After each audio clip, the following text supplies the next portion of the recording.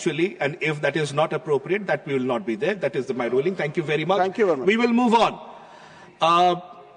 Honorable Member Dr. Kavita Patidar ji. धन्यवाद माननीय उपसभापति महोदय, आपने मुझे बोलने का अवसर प्रदान किया।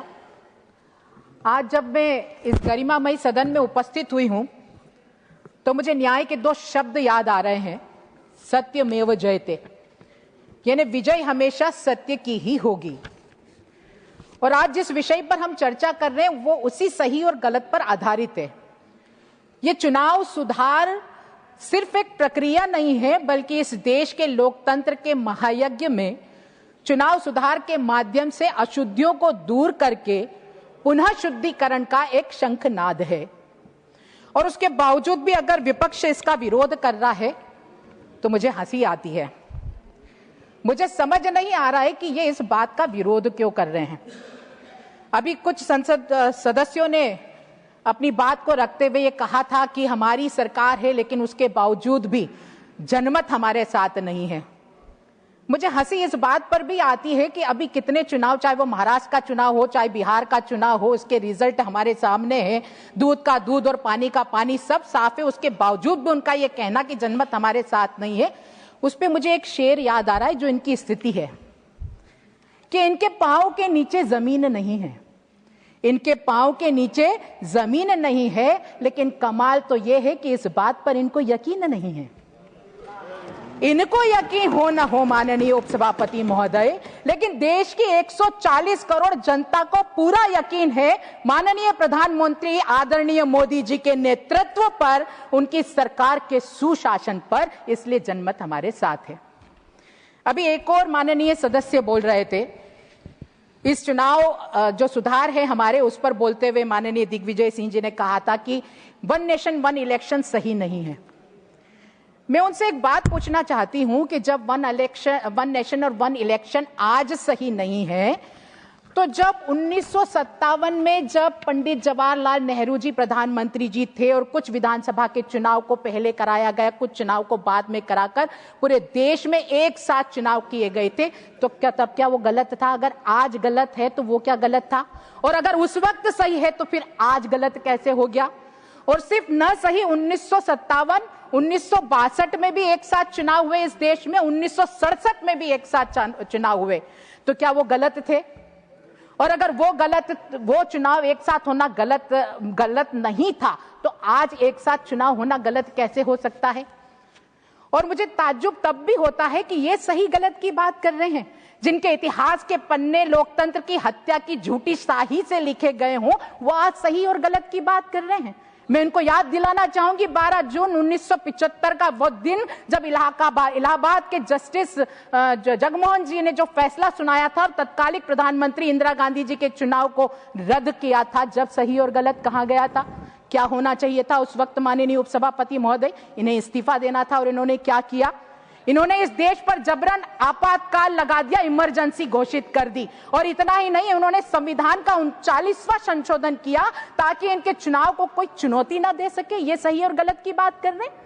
लाखों लोगों को बिना कारण, बिना कसूर के जेल में ठूसने का काम किया। मेरे पिता को भी 19 महीने जेल में डालने का काम किया, काम इन्होंने किया। वो दोष इन्होंने किया। मेरे साथ वो लाखों परिवार जिन्होंने यातनाएं झेली है, जिनके परिवार के लोगों ने वो जेल में रहकर जब उनके बारे में सुनते तो रोंगटे खड़े हो जाते हैं। ये सही और गलत की बात कर रहे हैं। जिन्होंने लोकतंत्र की हत्या करी, आज ईवीएम का रोना रो रहे हैं और ये कह रहे हैं सही नहीं है। वो कहते हैं कि ईवीएम मशीन खराब, ईवीएम मशीन खराब। माननीय महोदय, जब परतें खुलना शुरू हुई तो ईवीएम नहीं, इनकी नीयत खराब है।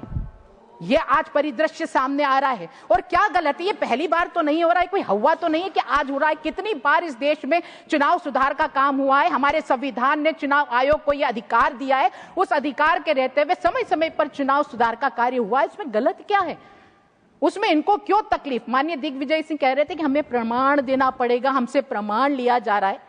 अरे डर तो उन्हें होना चाहिए जिन्होंने चोर दरवाजे से इस देश में प्रवेश करने का काम किया, जिन्होंने झूठ की स्याही से दस्तावेज बनाने का काम किया। उनको डर होना चाहिए। जो भारतीय सच्चे हैं उन्हें किस बात का डर? जो इस देश के नागरिक हैं उन्हें किस बात का डर?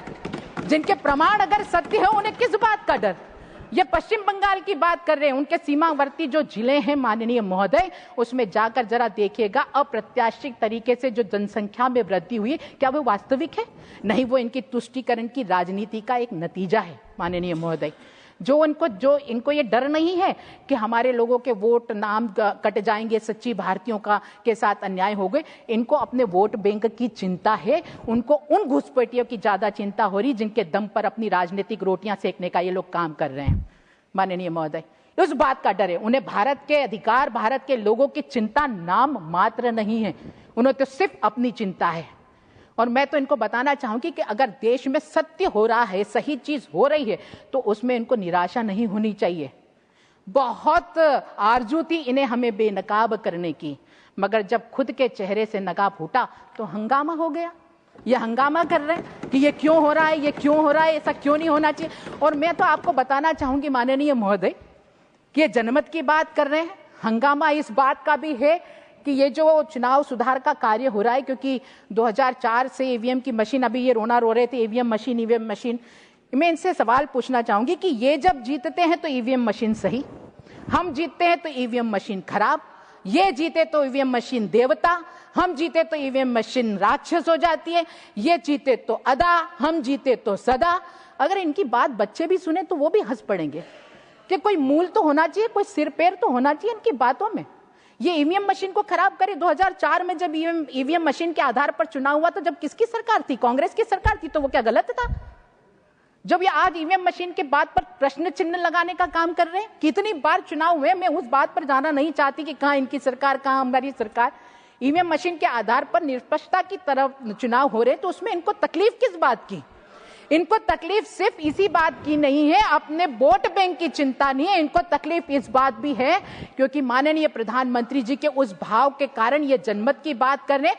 अरे पूरब से लेकर पश्चिम तक, उत्तर से लेकर दक्षिण तक सारे व्यक्ति, इस देश के 140 करोड़ जनता माननीय मोदी जी पर विश्वास करती है, उनके जनमत पर उनके साथ है और उनके नेतृत्व के साथ है। इनको माननीय प्रधानमंत्री जी के उस सेवा भाव से भी डर लगता है जब माननीय प्रधानमंत्री जी अपने आप को इस देश का प्रधान सेवक बोलकर काम करते हैं, उस बात से भी इनको डर लगता है। माननीय प्रधानमंत्री जी ने जो आज विकसित भारत का संकल्प लिया है, उन्हें इस बात से भी डर है। जनमत इनके साथ नहीं है। ये इस देश में एक परिवार के नाम पर अब वोट मांगने की इनमें ताकत नहीं रही है। दुनिया के साथ साथ इस देश की जनता भी अब समझ चुकी है जनमत इनके साथ नहीं है। जनमत इस देश में, इस देश के विकास के साथ है, इस आत्मनिर्भर भारत के साथ है, इस विकसित भारत के संकल्प के साथ है और माननीय नरेंद्र मोदी जी के साथ है। इस देश की जनता ने नरेंद्र मोदी जी को चुना है, इनको नहीं, इस बात का इनको डर है। अब ये बात कर रहे हैं क्योंकि जब विकसित भारत का संकल्प लिए प्रधान सेवक बनकर जब माननीय प्रधानमंत्री जी काम करते हैं ना माननीय उपसभापति महोदय, मैं बताना चाहूंगी कि दीपावली के दिन जब वो प्रहरियों के साथ, हमारे सैनिकों के साथ दीपावली मनाने का काम करते हैं तो सिर्फ उन सैनिकों को नहीं, पूरे देश के लोगों को अपनापन का भाव नजर आता है। जब वो इस देश के वैज्ञानिकों का आंसू पोंछने का काम करते हैं तो सिर्फ हमारे वैज्ञानिकों का नहीं, पूरे देश की जनता का मनोबल बढ़ता है। उन्हें इस बात का डर है। आज भारत की जनता माननीय मोदी जी के साथ है। माननीय मोदी जी के यही भाव है जो पूरी 140 करोड़ जनता को एक सूत्र में पिरोना का काम कर रही है। उससे ये लड़ नहीं सकते। तो ईवीएम मशीन खराब, ईवीएम मशीन खराब, वोट चोरी का भाव पड़ते चले जा रहे। कौन सी वोट चोरी?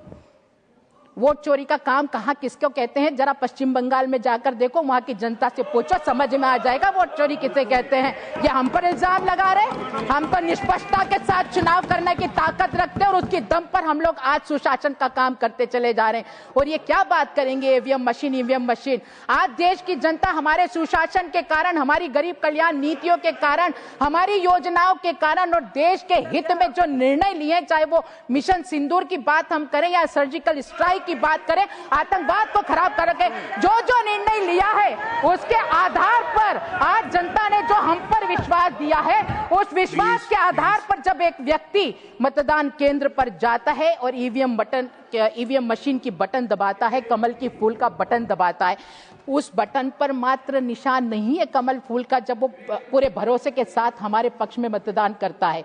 अरे आप उसका क्या करोगे जो माननीय प्रधानमंत्री जी ने अपने कार्यों के माध्यम से प्रत्येक व्यक्ति के दिल, दिमाग और मस्तिष्क में कमल खिलाने का काम किया है? उसे कैसे रोकोगे, उसे कैसे हटाओगे? तुम ईवीएम मशीन की बात कर रहे हो, उसे कैसे हटाने का काम करोगे? अरे मैं पत्थर पे लिखी इबारत हूं, शीशे से कब तक तोड़ोगे? मैं मिटने वाला नाम नहीं हूं, तुम कब तक मुझको रोकोगे? ये कब तक रोकेंगे कमल के निशान को, माननीय प्रधानमंत्री जी को? माननीय प्रधानमंत्री जी के सुशासन में आज चुनाव सुधार का काम हो रहा है। हम नियम कायदे में चलने वाले लोग हैं। इस देश के हित में उस कार्य को हम सदा करेंगे जो इस राष्ट्र के सम्मान को बढ़ाएंगे। बहुत बहुत धन्यवाद। जय हिंद, जय भारत। ऑनरेबल श्री